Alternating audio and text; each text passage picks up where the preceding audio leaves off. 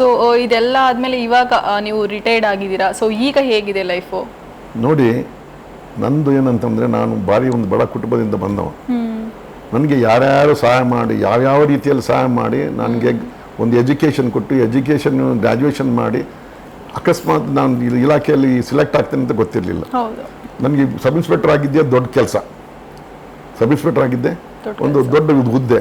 Sub inspector ಆದ ನಂತರ ಒಳ್ಳೆ ಎಲ್ಲ ಜನರ ಸಹಕಾರ ಇರ್ಬೋದು, ಏನೇ ಇರ್ಬೋದು, ನಮಗೆ ಒಳ್ಳೆ ಮೆಡ್ಲು, ಯಾರು ಪಡಲಾರ್ದಷ್ಟು ಮೆಡ್ಲು, ರಿವಾರ್ಡು, ಅವಾರ್ಡ್ ಎಲ್ಲ ತೊಗೊಂಡು ರಿಟೈರ್ಡ್ ಆದ. ಅದೊಂದು ನೆಮ್ಮದಿ ಇದೆ, ಆಯಿತಾ.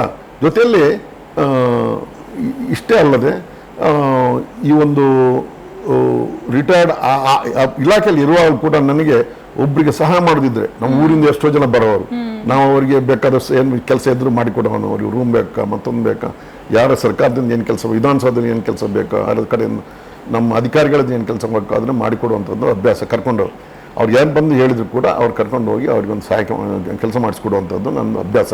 ಅವ್ರಿಗೆ ಹ್ಯಾಪಿನೆಸ್, ಅವ್ರಿಗೆ ಖುಷಿ ಆಗಿಬಿಟ್ರಂತದೆ, ಅದೇ ಒಂದು ಹ್ಯಾಪಿನೆಸ್. ಅದನ್ನೇ ನಾನು ಮತ್ತೆ ರಿಟೈರ್ಡ್ ಆದ ನಂತರ ಕೂಡ ಕಂಟಿನ್ಯೂ ಮಾಡಿದೆ. ಅದರ ಸಲುವಾಗಿ ಒಂದು ವೇದಿಕೆ ಬೇಕು ಅಂತ ಒಂದು ರಾಜಕೀಯ ಪಕ್ಷಕ್ಕೂ ಕೂಡ ಸೇರಿದೆ. ಇನ್ನೂ ಕೂಡ ಆ ರಾಜಕೀಯ ಪಕ್ಷದಲ್ಲಿ ಇದ್ದೇನೆ. ನಮಗೂ ಏನೋ ಆಗದಿದ್ರು ಪರವಾಗಿಲ್ಲ, ನನಗೆ ಆ ಸಂತೋಷ ಇದೆ.